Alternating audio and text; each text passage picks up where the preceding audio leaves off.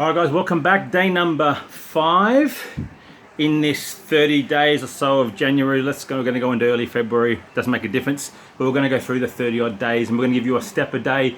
So today we're at 5. We've mapped out the first 4 days, and including yesterday, day number 4, we talked about your draft plan and starting to map it out and what would it look like over 12 months. Well, today we're going to step into the next part of it, and I'm going to simply change it from the plan to what is your blueprint. Now what I mean by a blueprint is like when you build a house or any form of construction, I'm an engineer, go figure, you have what's called a blueprint. In other words, this is the way the thing should be built. From there, the architect typically will take some creative license because they like to be the fancy guys, i.e. they like, for example, the architect that took the Sydney Opera House, his original design, the engineer said, dude, we can't build that.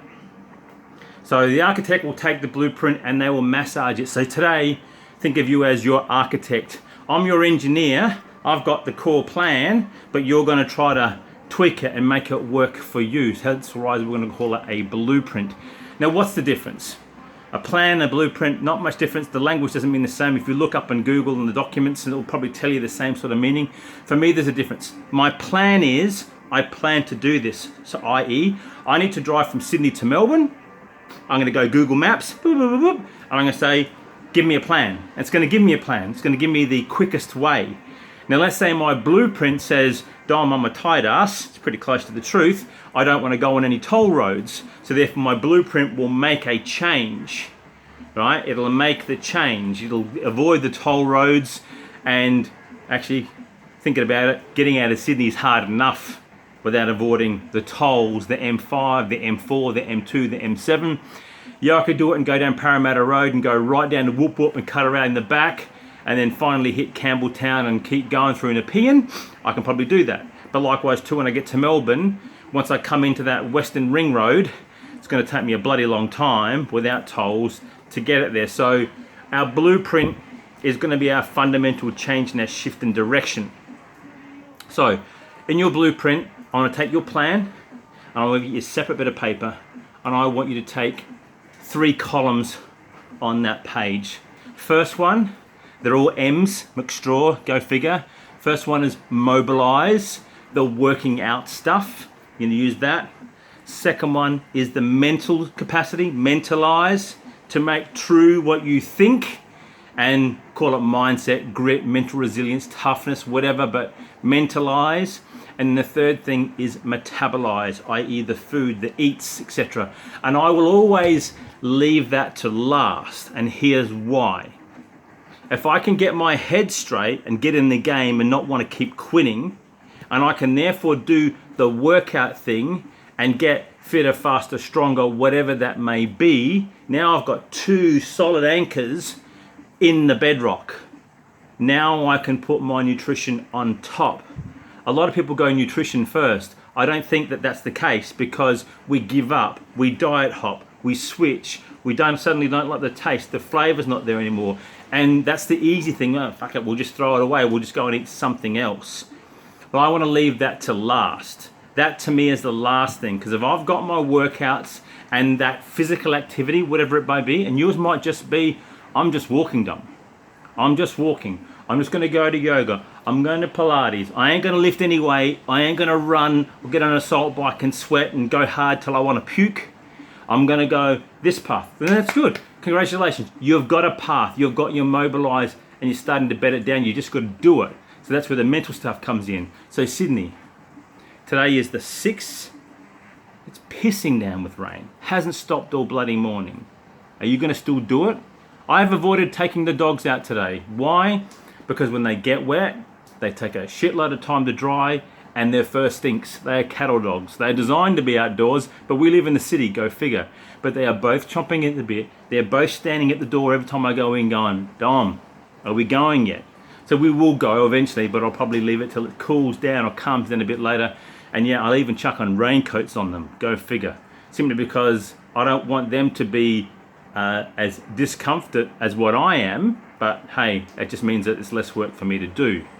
So my mental side is going, I'm playing with it. I know I need to go, I need to get my steps up. I've not done anywhere near what I should do, but I'll still go and do it. But that's being said, the workout today, I modified it. I put in the treadmill for runs. I put in the ski erg to get my reps, and also those up and down, the reps, they count as steps, and also the assault bike. Otherwise it would have just been the rower today. But I threw those 3 things in just to get my volume up. So for me, I'm still trying to keep on track. Now, blueprint. Enough digressing.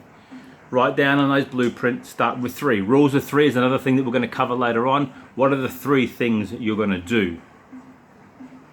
I'm going to go a workout. I'm going to do it 3 times a week. I'm going to do at least 30 minutes. And I want to give this strength training thing a go. Enough of the cardio bunny. So I'm going to lift some weights and I'm going to do that. That's my 3 things. My mental side. Well, I'm going to commit to doing something every damn day. So I might do the 3 workouts a day, but the other 4 days, to make mine 7 in the week, I'm going to go for at least a 30-minute walk throughout the day. 3 by 10, 2 by 15, 1:30, whatever it is. Breakfast, lunch, dinner, don't care, but I'm going to commit to that. I'm also going to commit to writing in a journal. I'm not a big journal guy personally, but you might write in the journal, how did I feel today? Did I feel shit after yesterday's workout? How have I felt now that I'm doing this other thing over here, which we're going to talk about next on the food side? And maybe I'm going to read 10 pages. Seems to be a common theme for a lot of people, but I'm going to read 10 pages about something that I want to learn about. And hey, maybe it's this stuff like, how do I screw my metabolism up? There's plenty of sites on that. They'll tell you how to do it, or how do I reset it?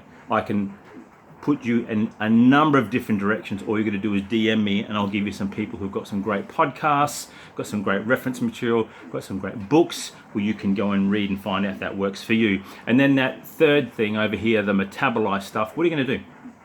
Now I know we're going to do it last, but what are you going to do? You're going to quit eating junk food. You're going to go sober. You know, they talk about sober October, but hey, it doesn't make a difference. It doesn't have to be a month that rhymes and get on the kitschy trend with everyone else. But are you going to, for the rest of this January, just give up the piss? Just give up the piss. If you're a smoker and you're a pack a day, are you going to go down to a pack every 2 days? Are you going to go cold turkey and see what the hell it's like? Are you going to, go and get one of those chewable gums every time you feel it? Are you going to get a fidget spinner because you've got that twitch in your hand? Because fidget spinners aren't just for kids with ADHD. I know quite a few adults that use them because that feeling of the cigarette in their hands after so many years, they still need that. It also helps quieten the mind for some people. But what are those 3 things? And maybe it's as simple as talking about weather and water. You're going to start to guzzle. You're going to get in your more than you're doing today. Maybe it is 3 600 mils before lunch and 3 600 before afterwards. That's only, we're just talking over 3 and a bit liters. That's not that much in a day, because if I was to stick Starbucks Frappuccino, Macho Grande, whatever they are in a bucket, you'd probably drink all of them in a day too. So what are those 3 things? And I'm not here to just slag it, I'm just simply give you the examples, because remember in day 1 and 2 we talked about excuse buckets, because I'll bring them up each time. So your blueprint, map out those things in the blueprint against those timelines about when you're going to start. So I won't start the food thing yet, I'll start it in week 3.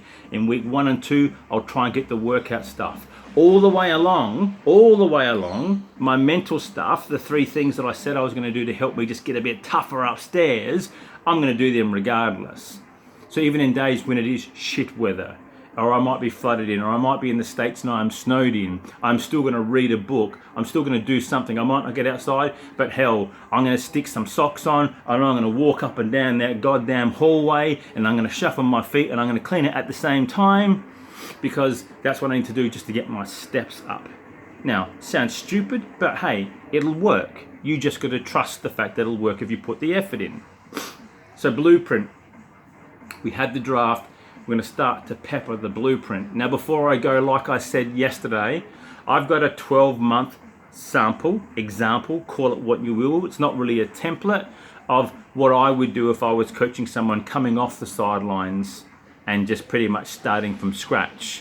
They may have tried multiple times before, they may have never tried before, but they just want to start. And this is the way that I would do it for them, notwithstanding until I do a proper assessment, what's the type of activity that I want them to do. But as a general rule, there are some things that I would do, particularly in the mental side and particularly in the food side.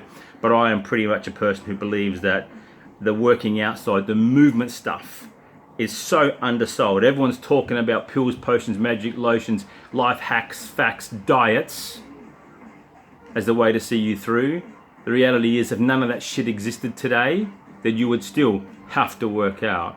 You would still have to have this strong, and eventually you would still eat.